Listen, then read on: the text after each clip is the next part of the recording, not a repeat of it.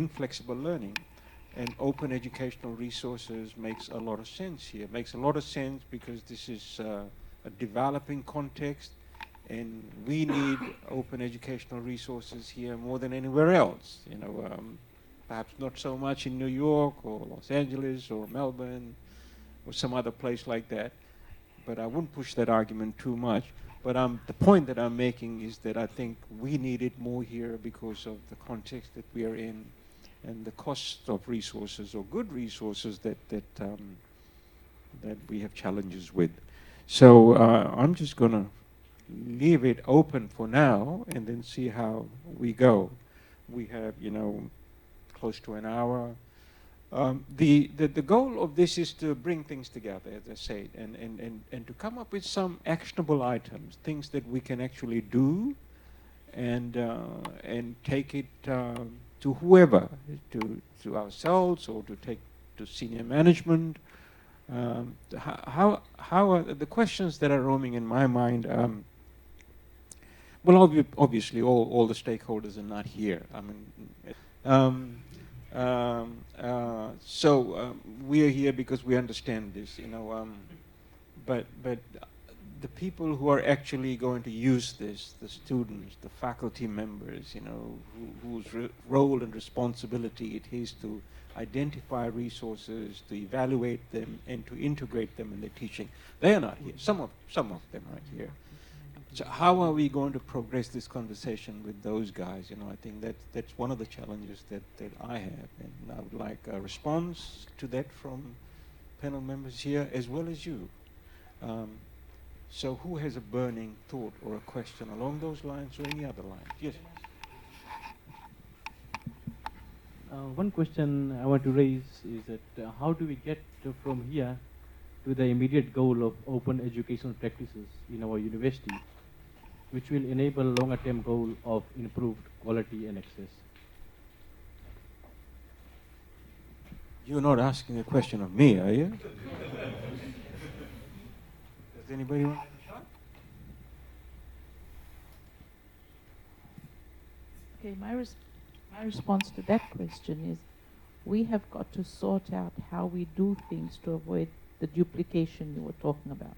From the library's perspective, our job is to manage and organize information resources. Currently, we are organizing a large majority, I think 60%, but there's still a whole lot out there in various locations, and we need to talk internally to bring them together. And that will go some way to what you're asking about.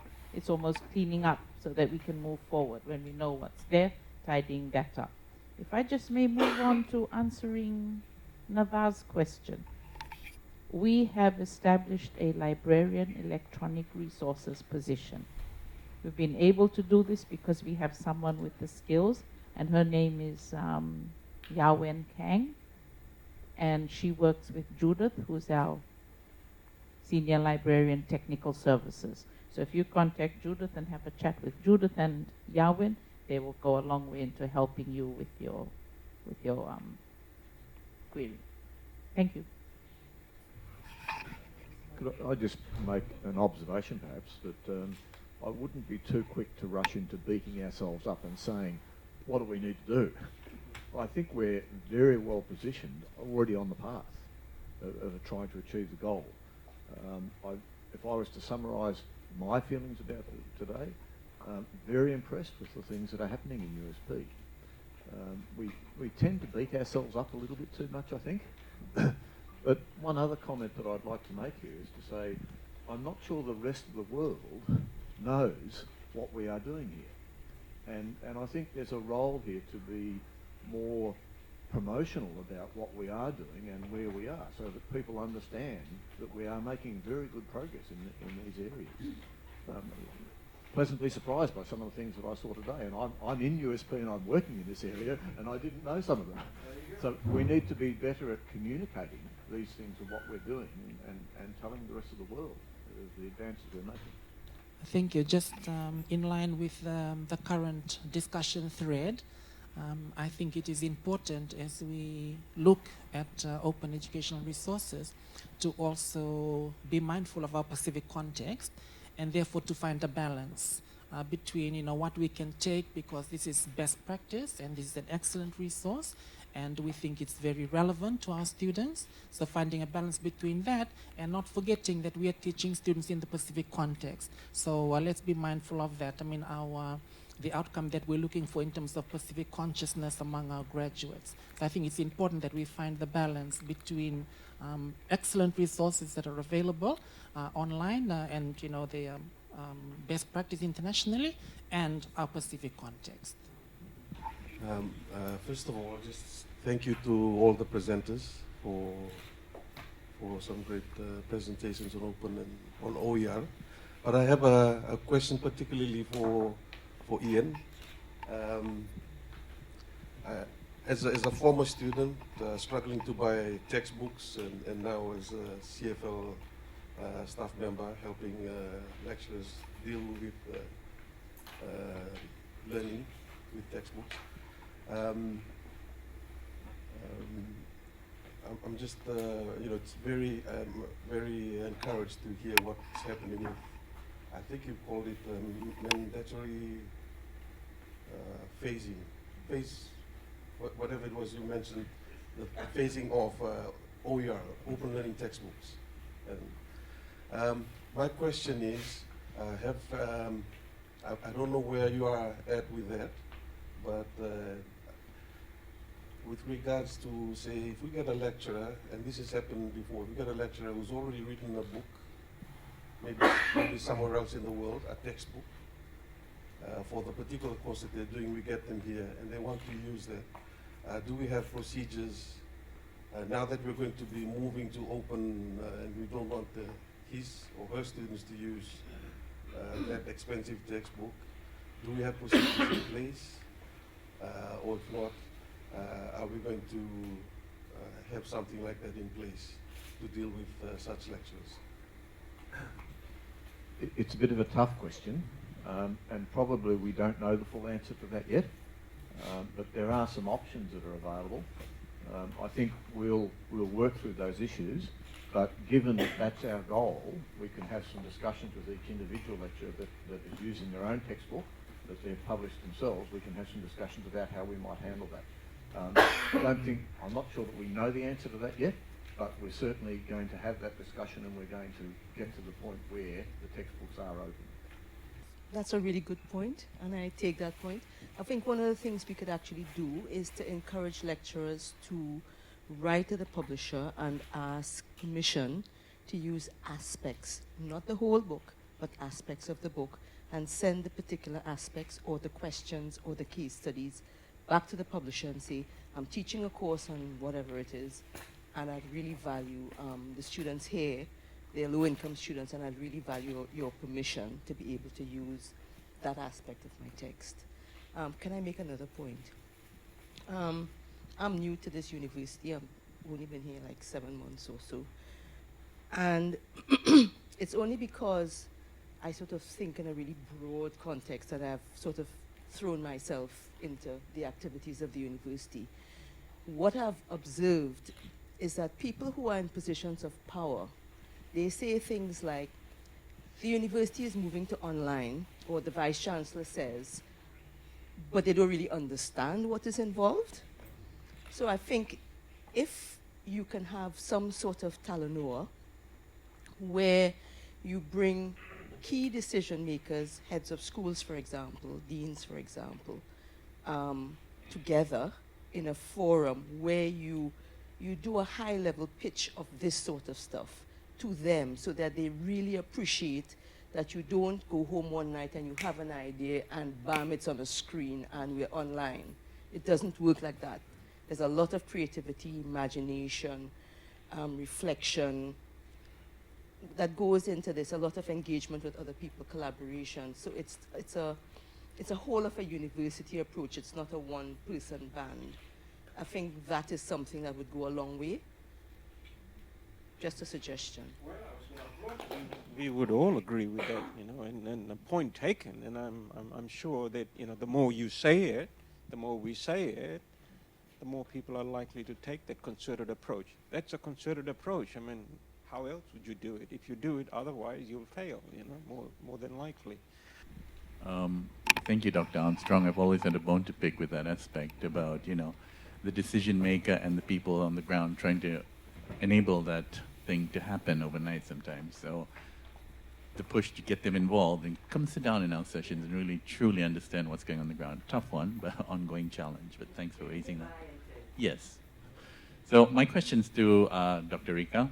I'm not really clear about how the accreditation bodies work for different disciplines, but in terms of the accounting accreditation, how open are the accrediting bodies to entertaining OERs as quality material these days as they get to a level of maturity? Too much to choose from. It's a good question, and I was reflecting on that just a few moments ago.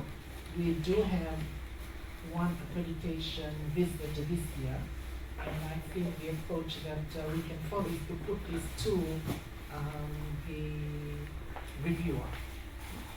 And so bearing in mind that a lot of these reviewers are people so they would be professors, and they've been professors for many years.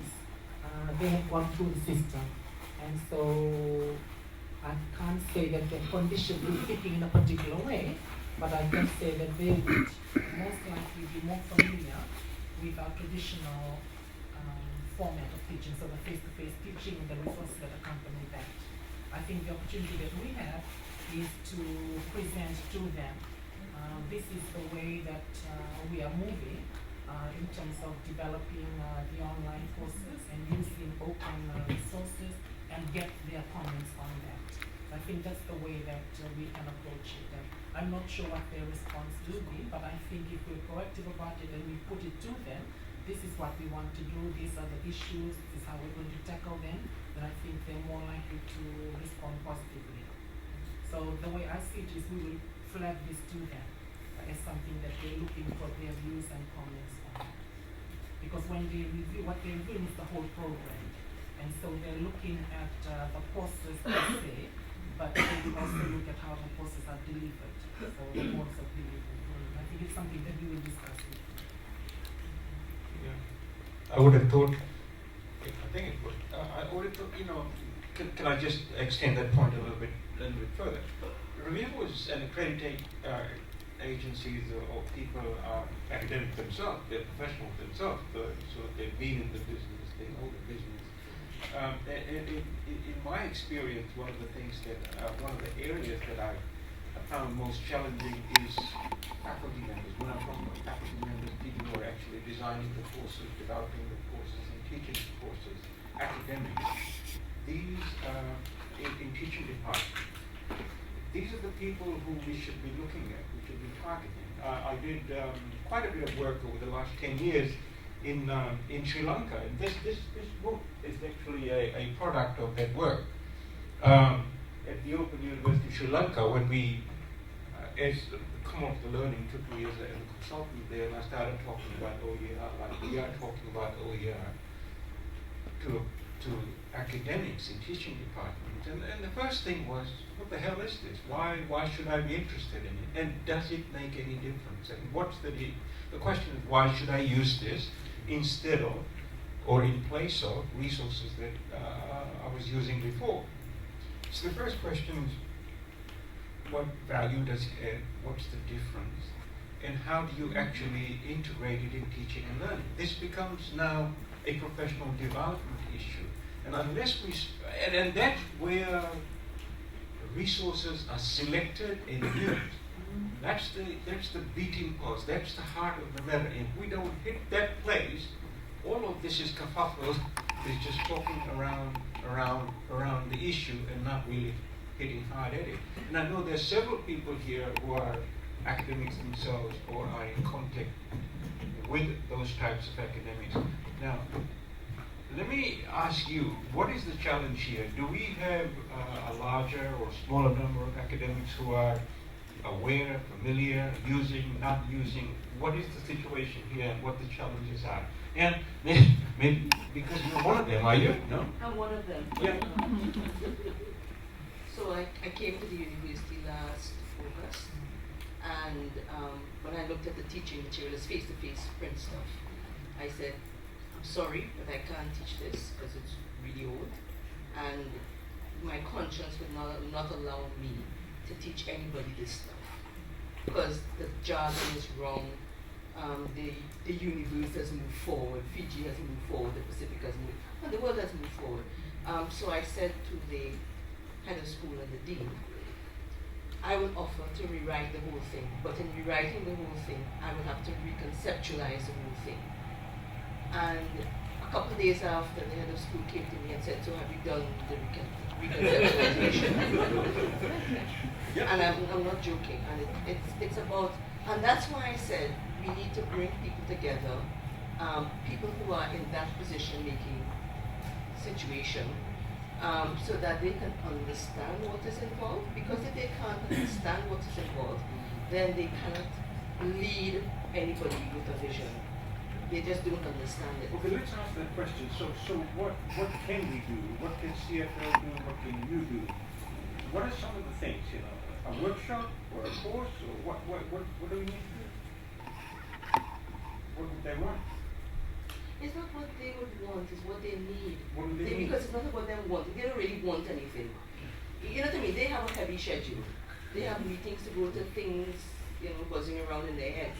But from our position, the people who are actually doing the work, when we look up, what do we think they need so that they understand what our role is? So Because reconceptualization is a huge task. Let me put you in that situation. You are that person. You are that person, right? Which person? That person that you were saying who was challenged with this, not challenged with this opportunity, the possibility of revising the course, integrating open educational resources.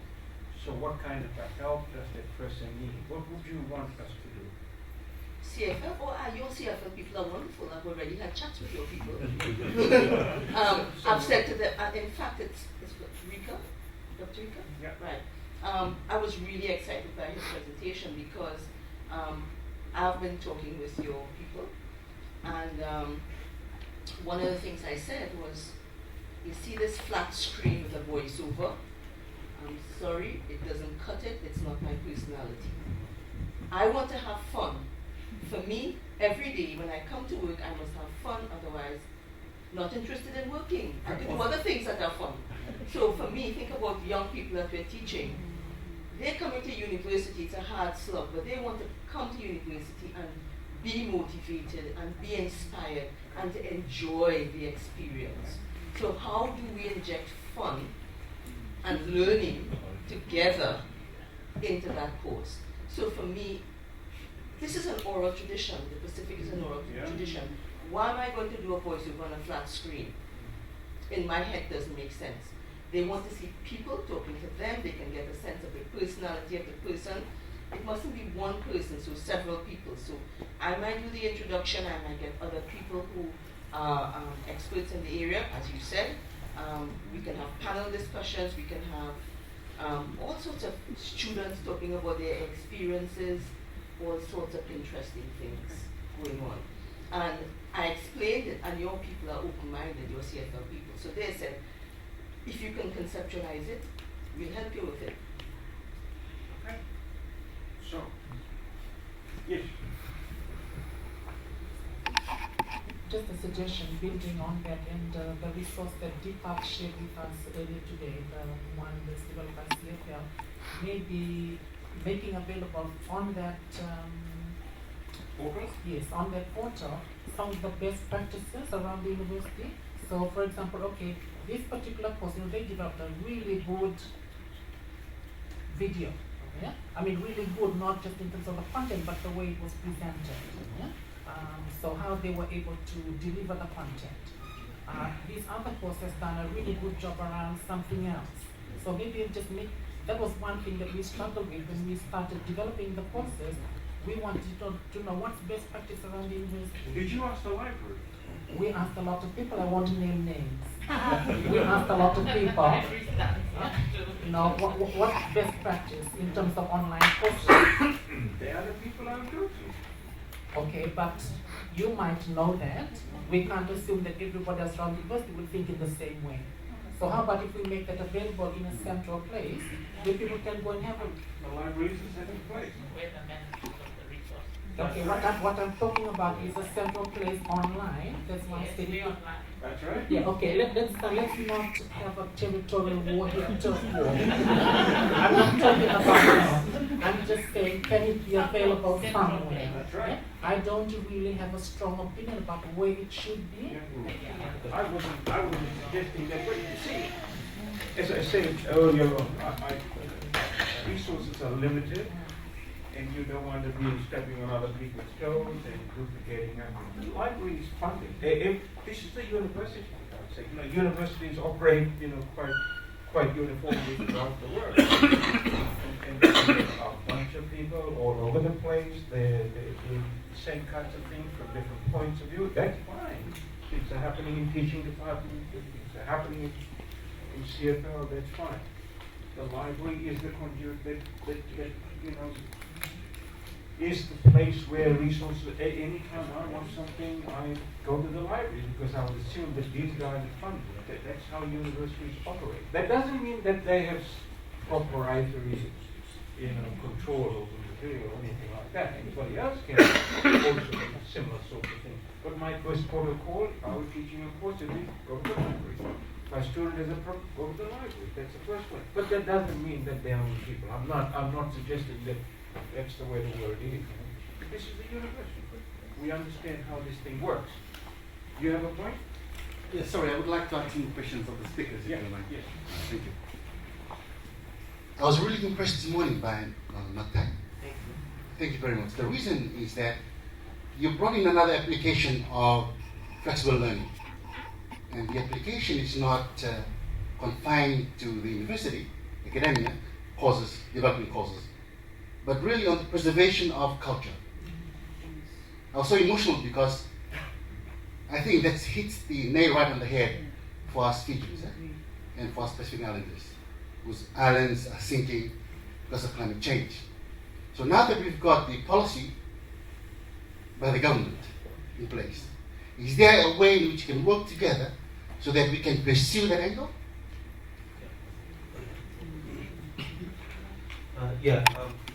Like I mentioned, one of our priority areas is developing policy frameworks, and we are hoping that we can get the framework up and running, so we can begin getting the governments start developing their policies, the ODL or ODFL policies, so they can set up the infrastructure and then get things running.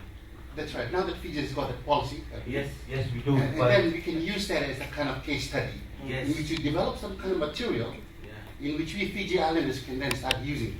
I can tell my children, for example, I can tell my community, this is something that we can learn from, because we've got our policy in place, and then we can replicate this across the region. All right. Thank you very much. I'm going to look at it from a practical point of view.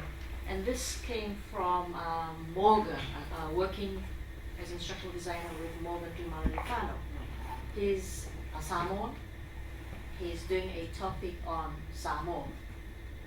And he's doing it in English and referring to the traditional textbook. So I said, so where are you with your history? Come on, right? So we had this good discussion, and he did a section in English, and he also narrated the section in Samoan.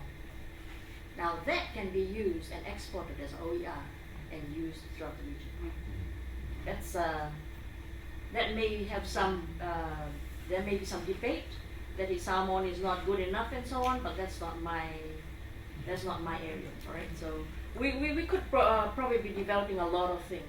Yes, somebody was saying that, why aren't we developing our own and making it available? Yeah, Shika? Thank you very much. I think this is a very good platform. This is the first time we have all come together. Things have been happening in silos, and it's good to see a lot of good things are happening. So I think it's an ideal platform, first of all. Thomas, congratulate Val and his team for putting it together, and of course you, because you're leading them. Right. Now, I have a comment first for Rita's presentation. I was very impressed with the fact that you guys are ready to share new material. Having said that, my understanding is that when you make something for USP, it is owned by USP. So that's something I would like all of us to think about. So how do we share it?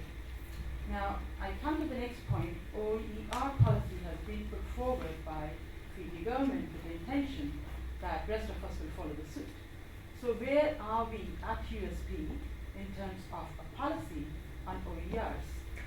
I'll just comment again.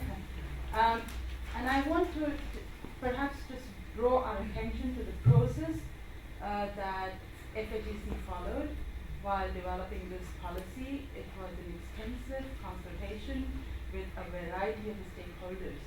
It should not be done in the closed doors, and we must be very open to inviting all stakeholders.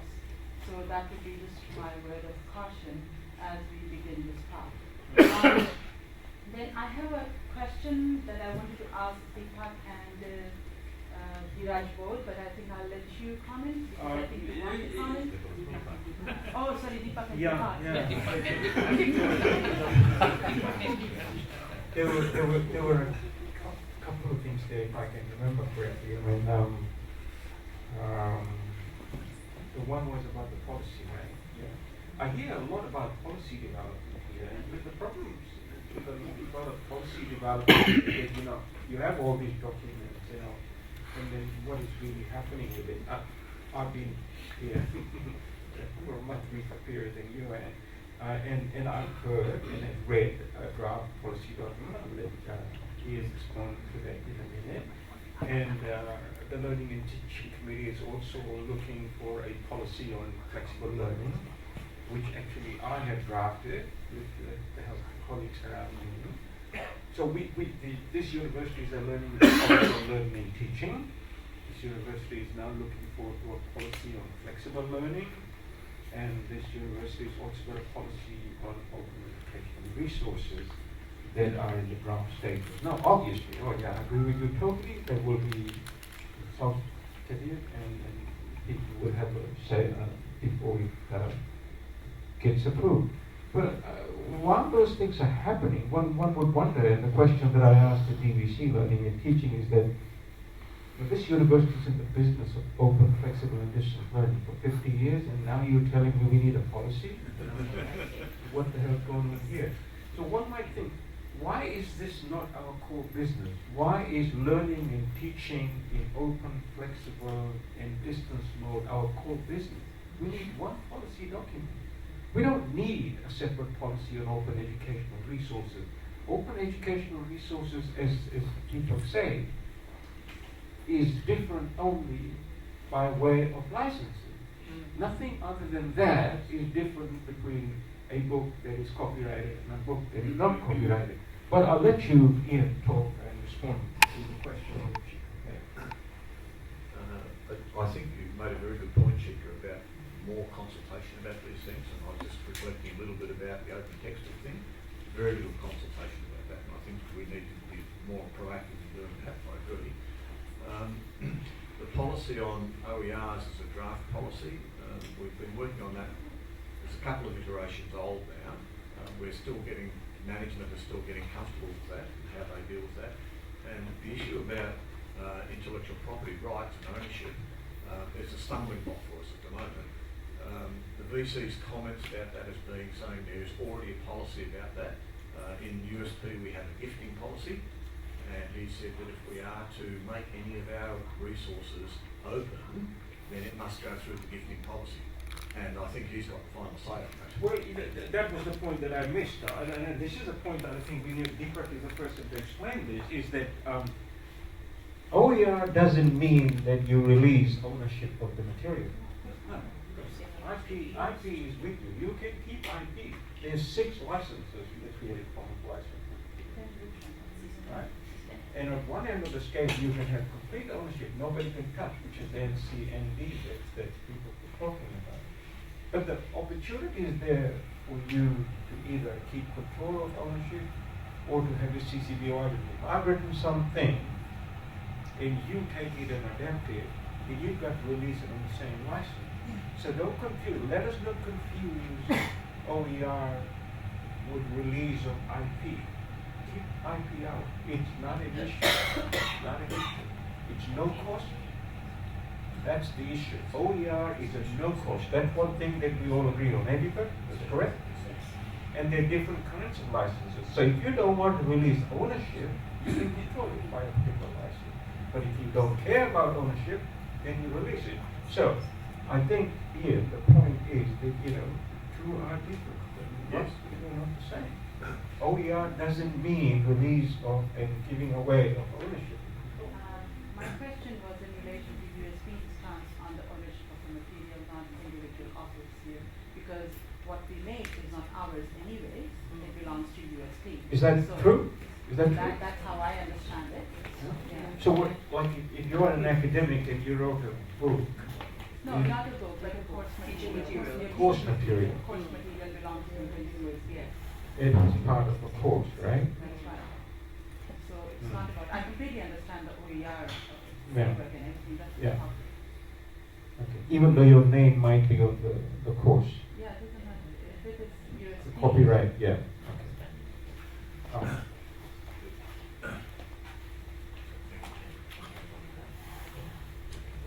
Just a quick comment about that is that obviously we need more discussion about this. And I think we need to have more broad discussion about the understanding of these issues and getting everybody on board about saying this is where we're moving, this is what we're doing here. And that we're having this discussion now is very valuable and a good outcome from this thing so that we can now raise this as an issue for us to further discuss. I think this takes us then to Anne's question. How do we get the management? I mean, we have had this morning and none of them are here. It's been semester break. Dean came and then they had SMT this morning. What they do to us is when there's strategic plan time, take everybody away for a weekend so that you're not distracted by anything else. You have to stay where you are and have discussions. I think we have to do that in a similar way, whereby you organize something when they are all available so that we have this kind of discussion in their presence. And I think it will help to share the knowledge and raise the consciousness of what's actually happening and why we are doing some of the things we should be doing. Because after all, the decisions are made up there, regardless of our discussions here. So if they're not totally au fait with what is happening on the ground, we're not going to get any further than we are right now. Thanks. I just comment, I think in this room are all of the experts that are able to have that discussion. They know, they're familiar with this, and I'm impressed with the knowledge that we have and the things that we're doing now. I think it's really important that the senior management understand and value the experience that we have here now. And being in that sort of an environment is a good way to encourage that understanding. We don't forget that people like I, people like you, we're talking to the BBC and the VC quite frequently. So just about as me. But this is not going to get lost. The product of this meeting, the colloquium that we read this morning will be written up. And I can assure you it will go to the BBC Learning and Teaching for sure with my direct supervisor. And I'm talking to the Vice Chancellor as well. So you will be hearing, they will be hearing it. And I won't be so critical, I'm not defending senior management, but they are very busy people. As you saw them, they're running record from one meeting to the other. And we've got to make the food we are cooking palatable to them, easily digestible. They can't read any more than 2 pages. You send them a chapter that says, oh, I don't have time to read it. And I've done that, it doesn't work. Even in my situation, I'm sure in your situation, there's too much to cover, so we've got to commit and make it accessible. But I'm not defending anybody. It will happen as far as I can within the powers that I have. Yeah, and then you had a question for Deepak and Neeraj, as you were saying. Yeah, and you go. You need the mic. Don't lose. You need the mic. Yeah, you need the mic because it's going to get recorded. Oh, recorded. For recording purposes. No, 2 things. It's not senior management because they are the one driving this, and we are here today because they understand where the university is going. It's middle management that we actually need because they're the ones who support the work on the ground. And if they don't understand it, then the people on the ground have real difficulty trying to explain that this is really important and this is what it takes. This is a effort that it takes to get things moving. Yeah. One of the things that I'm doing, the DVC has asked me to go around and have a meeting with the Associate Deans Learning and Teaching. And I've set those meetings up already next week. So I'm going to be talking to the Associate Deans and the Deans. And you can, if you know anything about me, these are the kinds of things I'll be saying. Now, whether I will have many wins against them or be able to be very effective, I'm not really sure. We'll see. Again, they are very busy people, they have other things on their mind. So the challenge for me would be to say, how can I help you do your job better? How can I help you support your middle management to do better? And the answer to the question is so complex that we sometimes, we just throw your arms in your hands and what the hell can I do?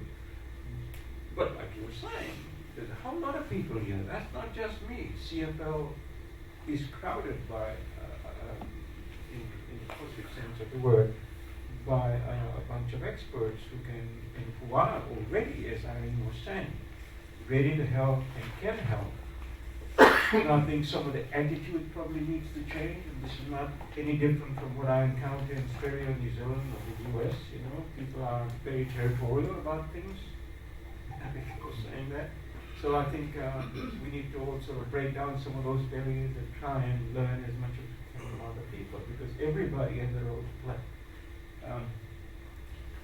There you go. Okay. So. Thank you so much for the opportunity just to reflect a little. I'm one of the outsiders that came in. I'm from the Pacific Theological College, PTC, and my name's Val, and my responsibility is to, yes, another Val. It is to direct the extension education programme there. It's still the vocabulary of extension there, but a distance learning programme offering print-based theological education courses to a wide constituency across the Pacific, and a very wide constituency of churches as well. So it's a very ecumenical, open programme. So I just thank you for this morning. It's just been great to come, and so much resonates with the small things we're trying to do there. We're a very small department. It's me and an administrator. So when you talk in terms of instructional designers and all these wonderful things, I try not to be too jealous. May I just reflect on a couple of things and just ask for any wisdom from the panel, really. There's that thing about textbooks, right? And the most helpful textbook for Pacific contextuality. And why should a textbook for a course always come from North America and so on? And of course, one of the responses to that is to have Pacific theologians writing and generating the contextual material. And you spoke in terms of case studies from a business studies graduate. So if you have any tips or wisdom for how to really encourage Pacific theologians to write and produce the material, perhaps we're all in the same boat there. I would love to hear. Sometimes I think it can be only done through prayer, I don't. Anyway, that was the first thing. I learned this morning about the OER policy from the Higher Education Commission, and I'd really like to know more about how that relates to our accreditation, because we're at distance learning extension at PTC. I'm trying to be very, very rigorous about the accreditation thing, because it can so easily slip in the distance. So I'd like to just talk to you about that. And then just the last thing, not to go on, is that because of connectivity issues and internet issues in the more remote places, I can't imagine that we would get to a stage quickly where we would withdraw print-based resources. And does that resonate with people? I mean, we want to be accessible to all, right? Not to discriminate. So we will still be, for the foreseeable future, I'm sure, sending whole packets of textbooks and relying on the postal services in order to include, as well as developing OER. Thank you for the opportunity to speak. I'd just love any reactions from the wisdom of the panel. Let's make a quick one, right? Yeah. First of all, this is quite a development to have all the minds working on open education in one room. So that's a big move from, was it 2012? Yeah. Especially working with outside stakeholders. Most of the time the meeting would just have the three of us or the 4 or 5 of us. I mean, today is a major, big step forward. I came here today on the thought that we have to come and consolidate our ideas. Is that one of the purposes of being here today? Bringing our ideas together, because for me, I've been working with OER since 2012, and we've been working in isolated areas. And seeing the, I'm really proud of what's been happening at the University of South Pacific so far with open education. One is the process that Dr. Rita has come up with. I would just like to know if he has documented all the stages, all the steps, because I think you have just created a resource that's we can call Pacific Context. And the other one that madam, you have started in August. I think that is another one. If it comes out of the University of South Pacific, we can also call that one a Pacific contextualized resource. So the process is already running. I believe our bosses have sent us here today because they are confident that the outcome of our meeting today is going to be our next step. Because I believe that was the first question that was put forward from was it Deepak, sorry. That was the first ever question that he asked the path forward from here today. So I believe that if there is to be any outcome of our meeting today is to actually discuss on our next step forward. And if we are talking about discussions, forums, and advocacy from 2012 till today, and this is where we are, I strongly believe that it's now time to be more active, more proactive towards achieving our what we are trying to achieve, to get our people accessing affordable quality education. There was a question that a scenario that came from the back about Samoa, developing their books, which is also being translated. I just wanted to ask Ian to share with us the development that Seal is doing. He was showing us a book thanks. So I have to start these comments by saying I'm unusual in this room because I'm an engineer, I'm not an academic. So I'm going to talk a little bit about technology, but partly to answer what you're saying and what Matt was saying is that the technology today enables us to create resources, educational resources, really easily, really easily. You just got to know how to do it. And the example that we were talking about there was an early literacy book that UNICEF has developed. They've got quite a few of these and they're distributing them around the Pacific. The Summer Institute of Language, who translates Bibles, started off translating Bible, have a tool now that you can take a book and make it into a talking book and put it on a mobile phone. The tool is designed so that a teacher with very little IT experience can do this. It's as simple as pasting the picture into a Word document, writing the text underneath that, recording the text on your laptop, and it just marries them together and creates an app that you can put on your cell phone, and there you've got a talking book. They also have another program where you can download an app onto your laptop that gives you access to their open education resource of all of these books that are available, mostly for the Pacific. It's a tool called Bloom, so if you go looking for Bloom, you can get one of the books that's already there and translate it. So if you've got a book in Thai that you want to make it in Samoan, because it's an OER, you can do that. You can just translate it to Samoan and then put it back into the library again. So in Africa, they've been doing this now for 4 years. It's called the Africa Storybook Initiative. Today, they get 30,000 downloads of books every month off this website. There's 30,000 people now that have got access to books that never had it before. So the technology approach is to say we can create these resources very easily.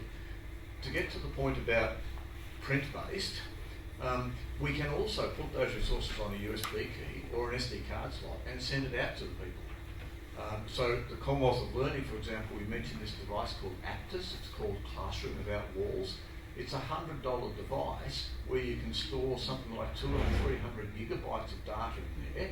It creates a Wi-Fi hotspot, run off a battery. So you just turn this on in the room, and anybody that's got a device and can access the internet and has a browser then has full access to all these resources. 200 or 300 gigabytes. So we're doing experiments now in schools where a teacher walks into the classroom, turns on this device, the kids have either got a tablet or a smartphone or something, they can access that device. Suddenly the school now has 300 gigabytes of data, whereas before they were struggling to have one textbook. So from a technology point of view, we have some pretty amazing answers. What we need to do is to develop the competency of people to be able to access them. That's the challenge. It's about, and I'll put this out to the academics, about being open to new ways of teaching and learning. And that change management process, going through that change process is the difficulty. And I think this is what we are going to do. We are going to engage, and we are going to educate them, respect, of course. And I think that's the key word that I think we have to adopt here. The Pacific is obviously the expert and the respect and empathy with other people. As Ty was saying, there's a lot of people here with a lot of expertise and experience. We've got to come together more frequently to talk about social things and learn from other people, share with other people, come together and build synergy. I'm here. This is what we're supposed to do. And I'm going to drive that like we have done. I'm surprised if you say that this hasn't happened since 2012, because it didn't take very long for Val to put this together. I say to Val, we are going to do this. Val did it. I don't even know how he did it. So we've got people who can do it. Now, some people have got to go. It's good to see you've got burning questions. It doesn't stop here. It will continue as long as I'm going to be here. So I'm going to use the next few minutes to give Jito an opportunity to say a lot of things and pull some of these things together.